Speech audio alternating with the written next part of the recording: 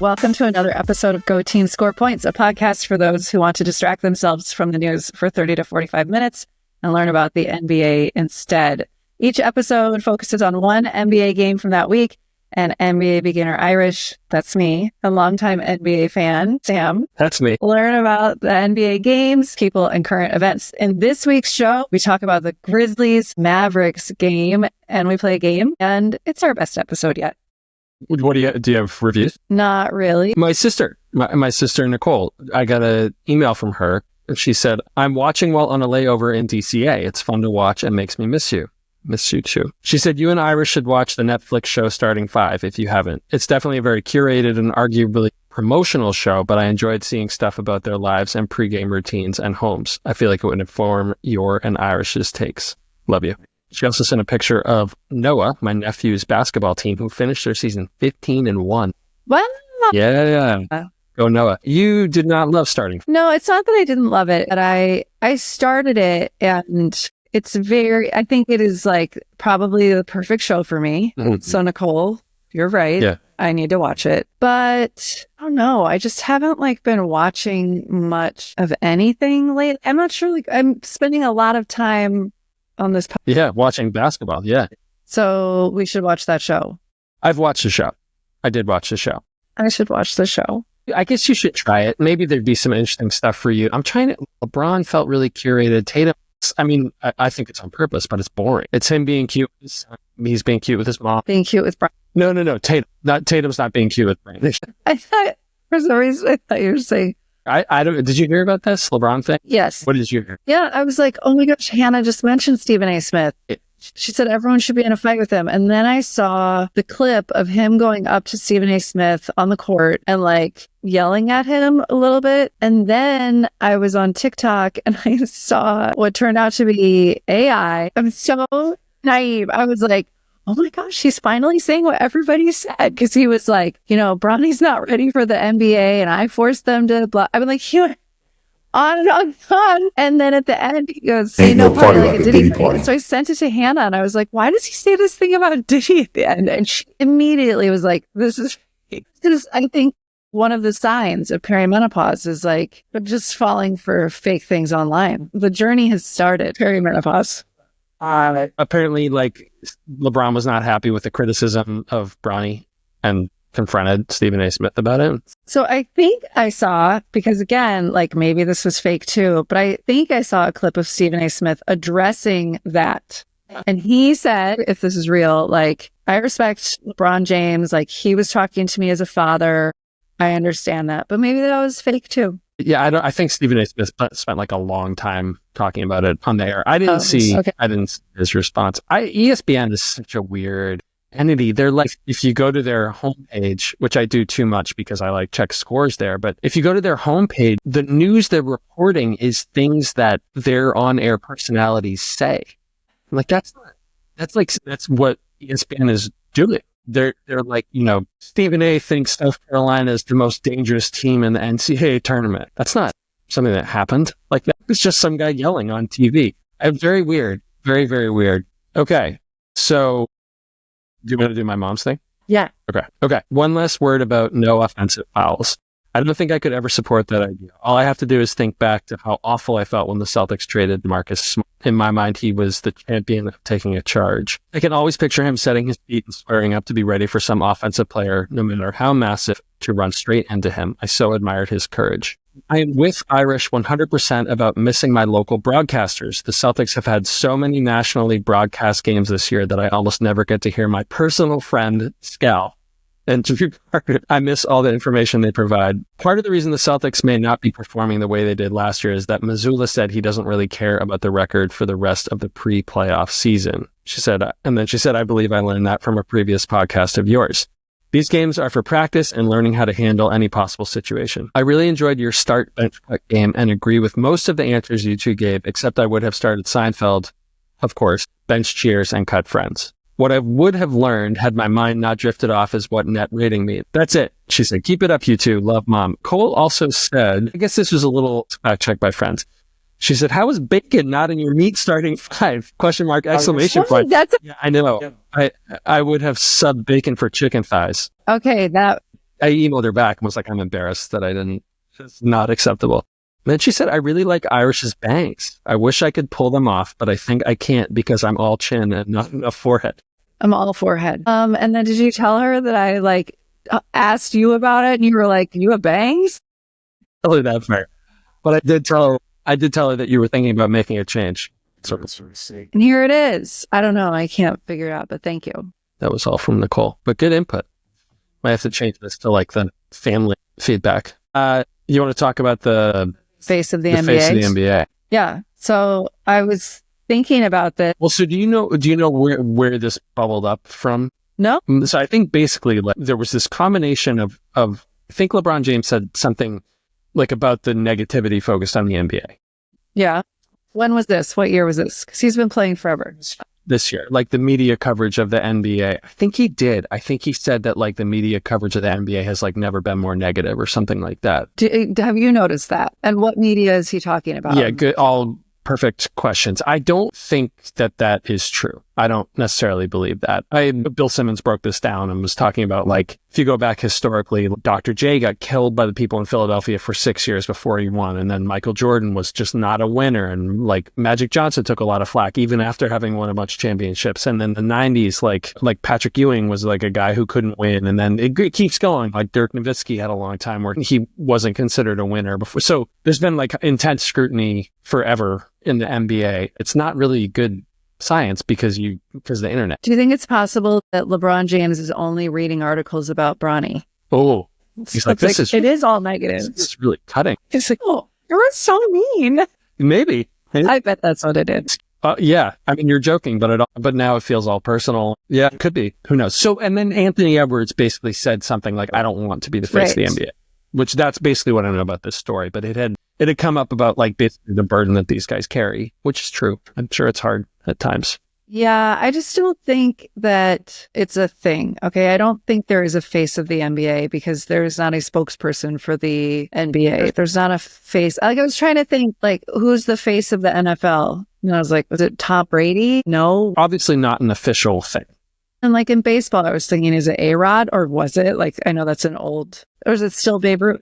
It's probably Shohei Ohtani. He's just the best player.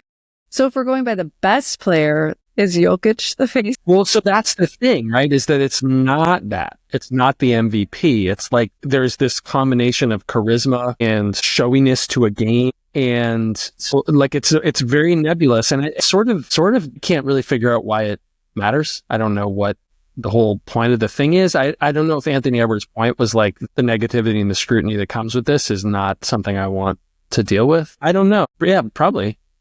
But it's not like, it's decidedly not Jokic, right? No. Like I don't know why. That's not an insult, Hannah. I think there's a personality piece to it. Like Jordan to me felt like the ultimate, his game was flashy, like commercials that he was, I don't know, it felt like a very natural fit. There have been players who have been like, I guess I would say the best in the league who that's true for. Like there's precedent for that. Like Tim Duncan was a guy 20 years ago who was just incredible, but very boring game for lack of a better word. He's incredible, one of the best 10 players ever, but not like the energy around him wasn't what you would associate with the face of the NBA. So it doesn't, I don't know. It's not a real thing. I guess that there probably hasn't always been one. I guess people are saying that they're kind of waiting for LeBron and Curry to like hand off this mantle, which isn't really even a thing. I don't know. What else were you thinking about it? I was trying to think of any other organization that has a representative who is like a face of the organization. And I can't think of anything. But like I don't think it matters. Like it's a team sport. So why do they care? I don't know. Because they're trying to get viewership up. So I think they're kind of like stabbing at everything maybe. Like trying to figure out what it is. I don't know. Yeah, I don't really either. Well, I don't know if we're going to fix it. Not our problem. Did we talk about this link that you put in here? So the picture, what made me think of this was that she's never seen Doncic smile during a game before. He and Devin Booker are like famously do not like each other. Yeah, because this picture is not a smile. It's a mocking smile. Yes. Yeah. They were in a game 7 in a playoff series, in a second round series of where that picture comes from. And the Mavericks were ahead 57-27 at halftime. Wow. The Suns scored 27 points in the first half of a game. And I think there might be some, like, it's probably not worth getting into, but I feel like Doncic might have had about as many points as the Suns in the first half of that game. And he Like, so rub it in like that. Because they famously don't like each other. And I think they had been talking back and forth. There's many pictures of them where they look like they're going to kiss. They're very close together. And do you think Doncic is like, horse walked into a bar and the bartender said, by the long face? Maybe Booker said that. Oh, maybe. I think it's annoying that Doncic would be dramatic about, he's so good. Like, you don't need any dramatics. Just be the best. We'll see. I don't know I wonder if being around LeBron will change all that. Maybe. Is he very young? Be 5. His brain is still cooked. Yeah, it's true. Are you ready to talk about the game? Okay, so I watched the Grizzlies play the Mavericks in the American Airlines Arena in Dallas. But they had a team dinner at Red Lobster beforehand, I bet. Okay, so I'm watching the Mavericks game. There's 2 announcers and then a sideline announcer. And the 2 announcers are, oh my God, I'm telling you, it's time for glasses. Perimenopause is affecting my eyes. Okay, Pete Pranica and Brevin Knight. Brevin Knight. I feel like is he an ex-player? I think I know his name. And then the sideline reporter is this guy, Rob Fisher, and his jacket makes me wonder if he won the Omega European Masters Golf. How did you get there? Because I know you don't know what that jacket looks like. I was like, who does a red jacket? I knew the Masters was like an obnoxious green jacket. But then I was looking at golf tournament jackets.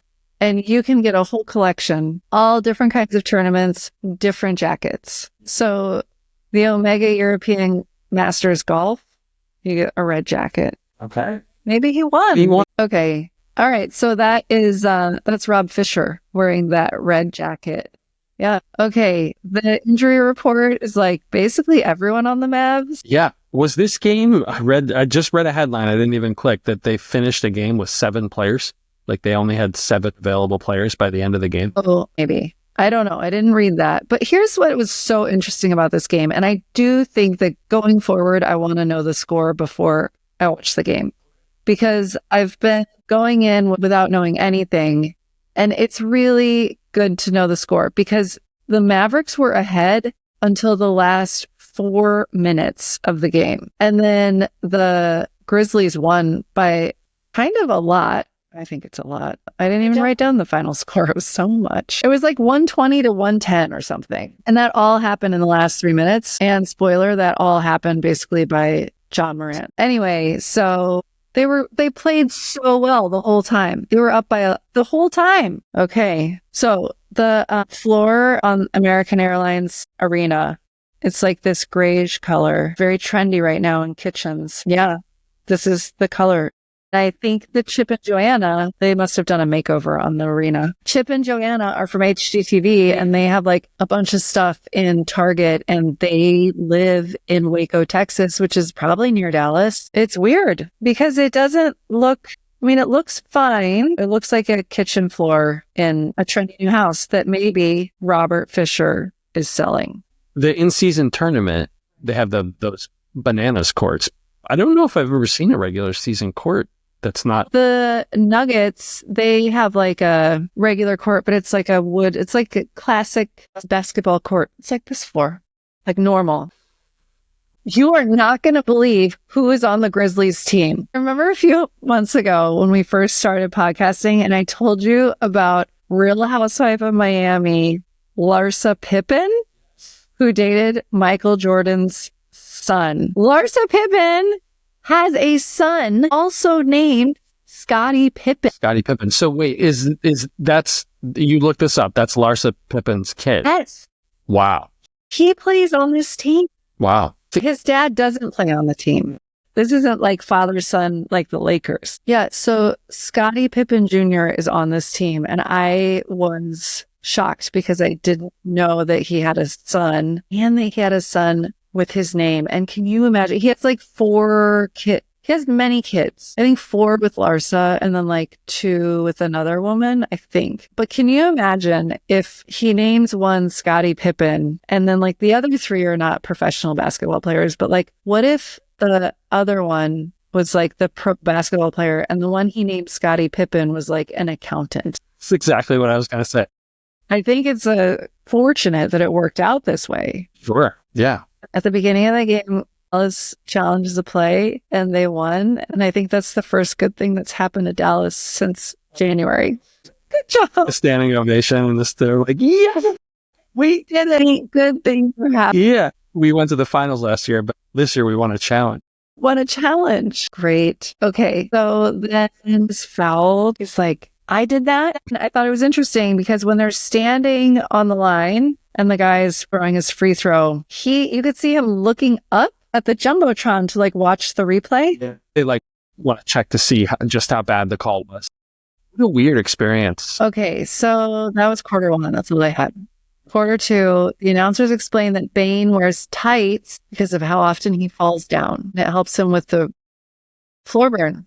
Yeah. Then a big sticks out his hip and knocks John Morant. He falls down. He lands like on his taped shoulder. He has an AC joint sprain and a deltoid contusion. From this, or he went into the game with this? Went into the game with this. He has this and it's all taped up and he was playing anyway. And when he fell, he looked like he was in a lot of pain, but he still got up. And then in the fourth quarter, he saved the day. Yeah, he went crazy. For sure.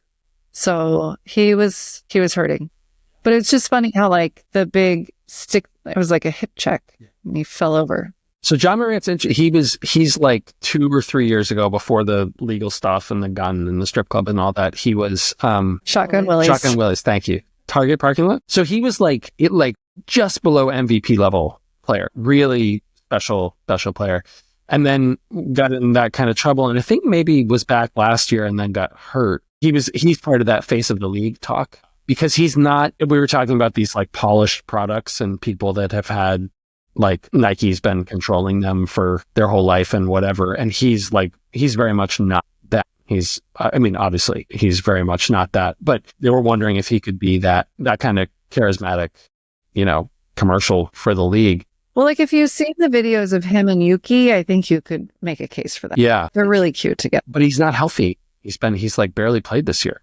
He's really struggling to stay on the court. He did a great job. Okay. Quarter three was fine. And the Mavericks were still in the lead. So I was like, okay, this is going to be a big fourth quarter. And then the announcers at one point are like furious that the officials didn't call a foul. I don't have any more information on that. Then they're tied at 100 and the Mavericks were up by 3. And I was like, okay, when is this big comeback happening? Did you know the score? Yes, I did. And so I really liked that because I knew to pay attention, where I think if I didn't know that, I would have been like, this is so boring. I love when you run out of steam on your notes. Quarter three, 55-55. Grizzlies are in the lead. End of quarter three. That's all that happened. That's all that happened. That was it. Great. I love it. Let's see. So this guy, Clark, takes a knee to the jaw. And it's so funny because these guys their verticals are so high that you can get kneed in the face by somebody like jumping up. It's amazing. So he just really got clocked and they called it a nickel dimer. Nickel and dimer. Weird. So the way that I know that expression. It comes up a little later in the announcer set. So we can talk about it then. Great. Okay. So that play where he got kneed in the face was under review. And if you watch the replay, it was like very obvious that it was just like they ran into each other. But they reviewed it to see if it was a hostile act. And then they reviewed it and they were like, no, it's not. This was a natural move to make a basket. Part of the shooting motion. I love it. Okay. There's 4 minutes left and the Grizzlies finally took the lead. And then at 3 minutes left, Bane got a logo 3. And then at the very end, John Morant scores like many times in a row. No, like legit. Fun. Yeah. Good. And then they won. Great. The Grizzlies won. You'll get him next year, Mavs, if you're high ticket prices. People are probably like, and I paid 42. Or maybe they'll just win another challenge next year. Good luck. They should challenge more. Memphis is 4th in the West, but it's close. It's really close. They're like a game away from being 2nd in the West, and they're also like 4 games away from being 7th in the West. So it's really tight in there. Great. Fun. That was my first time watching them play. Yeah. Why don't you the announcers? Okay. Yeah. So I've updated the spectrum and now it's a quadrant situation. So great. Okay. So where you want to be, I think, is the top right corner. So that's smart and entertaining. Yeah. There's smart and boring, and that's where Katie Wengie and Chris Marlowe fall. Like, they've got a lot of facts, but they're so boring. And then last night's announcers were Pete Pranica and Brevin Knight. And they're smart, and I don't think they like each other very much. So, like, they didn't say anything really silly, but, like, one of them, and I still, like, I can't tell who's who, kept saying, like, in the painted area. Like, not just in the paint, but like very, I don't know, it just felt very formal to me. In the painted area. Just do that. Like, I feel like sports people do that. Okay. And this is why I think they're smart also, because there was a word that I don't know. And I don't know all the words, but I know a lot of words. Okay. He said, Kernard drives, dishes, a rhythm 3, Gigi Jackson. It was peripatetic, but it fell through. Wow. And the other guy says, what was that word? Wow, that's a first in basketball jargon. So I looked it up. Peripatetic, traveling from place to place, in particular working or based in various places for relatively short periods. Traveling from place to place, peripatetic. What was peripatetic? What was he talking about? The ball? The drive, the ball. So then when the other guy recaps the slow-mo, he said peripatetically, because Oh, he's teasing him? yeah, he was like, and here he goes peripatetically. And the first guy was like, nice job. So that's why they go in the smart part of my chart. Yeah, peripatetically. Okay. This was a funny announcer joke where he says, isn't this the building you told me has tight rims? And the other guy says, it's definitely playing out that way because the ball kept like bouncing out. I said, I think these announcers don't like each other. It's like kind of snarky. Yeah. Hey, listen, you see me looking at you. I'm like, Petey, wait until after he makes 42 to have the announcement of the streak of free throws made. Okay, my fault.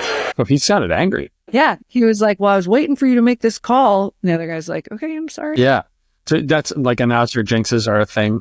Have you heard of that? Like, it's not. Oh, is he like really mad? I thought he was just like. That's at least if he was joking, that's the joke he was playing on, was like the announcer jinx would be something like he's made 39 free throws in a row. This one would make 40 and then they'll, or whatever. So announcer jinxes are real. Okay. I don't mimic, but that's a thing. Also, tight rims are a thing. There's like a huge amount of variance in. That's a real thing. Well, I don't, not necessarily that term, but there's like a lot of variance in the way that a ball reacts when it hits a rim. Depending on the actual rim. Yeah, I think there's like, there are, well, more like the rims are they're called breakaway rims. So like if you hang on it, it can move and take your energy rather than the glass. And I would imagine that there's like a setting on that, which will make it easier or harder for it to break away. And some rims are like just a lot stiffer, like they're a lot less forgiving. When the ball hits them, it bounces further. I don't know if that's like standardized in the NBA, if there's a way to test that, but it's like a real thing. I think that when the Bulls and the Pistons played in the early 90s, Phil Jackson figured out that Pistons had hoop in front of their bench a lot looser, like a lot softer. So he normally in the second half, you want your team playing offense in front of your bench. So he switched that so that they had the soft rims in the second half of the games. I wouldn't be surprised if it was like standardized now. If like some third party person tested it before a game. Oh. And there's just shooting on different hoops. Like some of them are really forgiving and some of them are not. That's interesting. It was like kind of a joking way of saying like, that like they were missing a lot. But it's not like one uniform thing.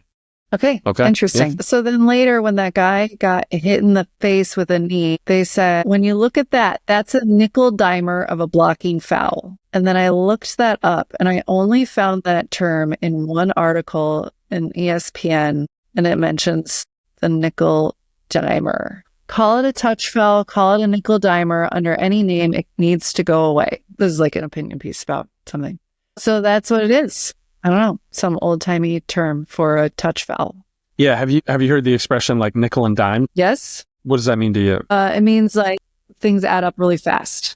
So I think like it's like kind of akin to like death by 1,000 paper cuts or things like that, like a lot of little things. And so like the little, that doesn't completely make sense with the guy getting kneed in the face on this, but like a nickel and dime foul is like, as opposed to like whacking someone really hard, it's like you kind of barely touch them and throw them off a little bit and they call a foul on it. So it's from the same thing, like being nickel and dimed. It's like a little bit taken away from you or whatever. Okay. Right at the end, when things get exciting, Brevin says, he makes a noise that I'm not going to make, but it's like a growl. And he says, big boy basketball, Petey. And then I think it's Petey who says, hammer, nail, coffin, this baby is over. Not seeing anything. These were Mavericks announcers? No, these were Memphis announcers. I have a question, and they kept talking about downhill basketball. What does that mean? That your movement is going like toward the hoop. And there's like a implied momentum thing there that like, if you're playing downhill, it's like you're getting your body moving toward the hoop and you're a lot harder to stop. Are we going to play a game? Can I talk about one thing first? Yeah. Okay. So I looked up another stat. Okay. And this one is called net ratings. This one's called net rating. And you have a net rating for offense and you have a net rating for defense. And it's basically just how many points you score per 100 possessions. Yeah. Each person or? You can do either. And what I looked at was team. Okay. So does the stat make sense? Average that you score per 100 points. Per 100 possessions. That's what I meant. Yeah. Per 100 possessions. And then differential is what? So the differential is last week. That's just basically the difference between those two numbers. Okay. Your defensive rating is how many points you give up per possession times 100. So in the last, I'm still just curious about like who's going to win a championship this year. You're going to figure it out before it happens.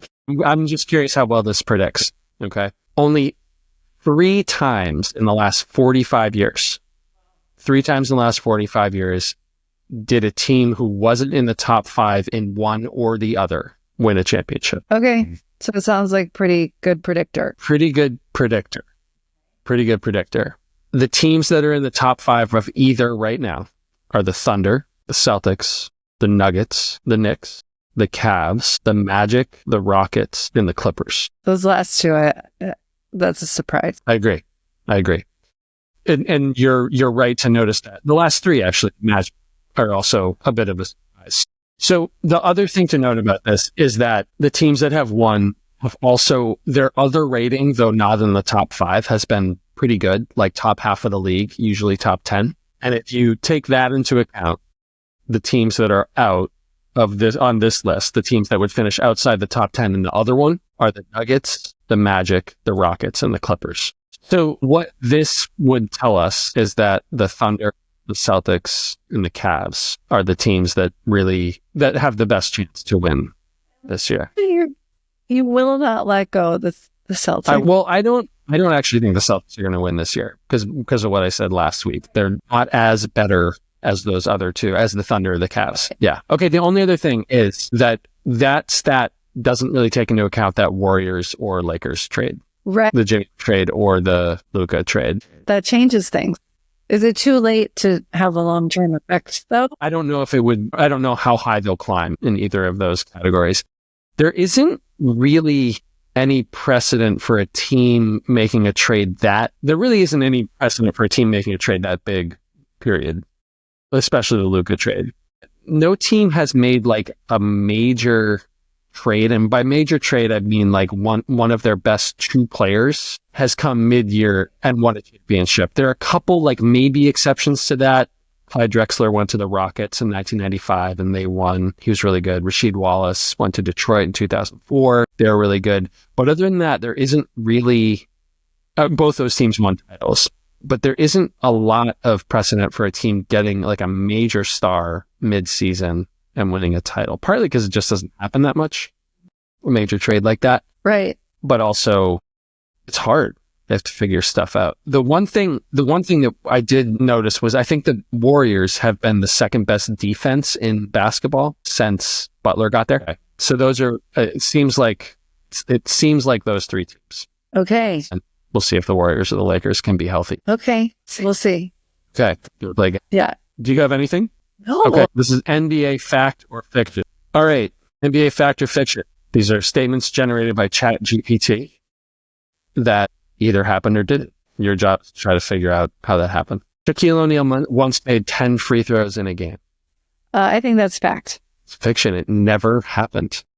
These are all chat GPT stats, so God only knows. Well, I would just know that he's great. He's a legend. He famously was horrible at free throws, like 50%-ish career. Okay. Michael Jordan was cut from his high school basketball team. That's true. Sort of. He played on JV as a sophomore. Is that being cut? I guess he was cut from the varsity as a sophomore. And he kept trying. Now look at him. Will Chamberlain once averaged more points per game than there are minutes in a game. I think he had more sexual partners in a game. Oh, true. He slept with 49 women during a game. I think it's not true. True. He averaged 50 points a game 1 year. A referee once bet on an NBA games he officiated. Yes. Happened. Tim Donaghy was caught. The shortest player in NBA history once blocked a shot from the tallest player in NBA history. In history. That's tricky. So I think the shortest is Muggsy Bogues. Bogues, yeah. You taught me that. And the tallest player in history, I don't know who that is. So was it at that time? So I'm going to say true. Manu Bolt. Wow. Fact or fiction? A player once shot on the wrong basket and scored for the other team in an NBA game. Okay, listen, I have actually been wondering about that. I'm going to say it's got to be false. There's no way. Ricky Davis, who was like a very famous NBA character, just like Lost Focus or whatever. A player once got traded for a copy machine. After the trade of Doncic, I think anything can happen. I'm going to say it's true. This sounds like in the 80s, the copy machine was like... Deal. Yeah. So I'm going to say yes, it's true. This guy, Kyle Korver, who actually had a really long NBA career, got drafted by the Nets in 2003. They traded him for cash and they paid for their summer league. They paid their league dues. They bought a copy machine with that. Shaq once broke a backboard so badly that they had to cancel the game. True. No, he broke a lot of backboards, but... Do you see how much I really admire? Yeah. He's a legend. He's a legend. Right, that was my fact or fiction game. I loved it. Okay. MVP. Say Ja Morant. He really saved the day in the end. Someone take that guy to Shotgun Willie's for a celebration. Yeah. Against all odds, I'm going to go with Sam Hauser, who scored more than 30 points today in the Celtics win against the Jazz. It's a different game. I didn't watch this game, so... No, that's okay. Yeah. LVP, I'm still going to go with Nico Harrison. Yeah. This is your fault, Nico. This loss. Yeah, good for you. Okay, LVP. I'm going to go with the injury report for the Mavs because, man, that is toughing them right now. Yeah. Most confusing part? My most confusing part was the Mavs floor. I didn't know that was legal.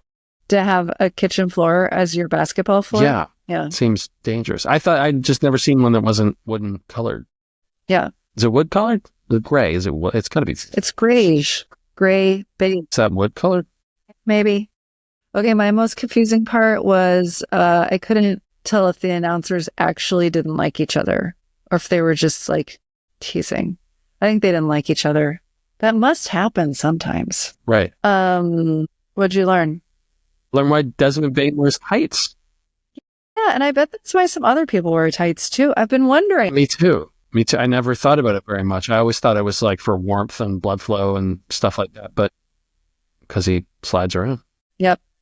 And I learned about what downhill means when you're playing basketball. Yeah. I've heard a lot more in football. Oh. They said to get downhill means to be running toward your goal. I'm not interested in football. Okay. Okay. Did we do it? I think we did it. Good job. Good job. Bye. Bye.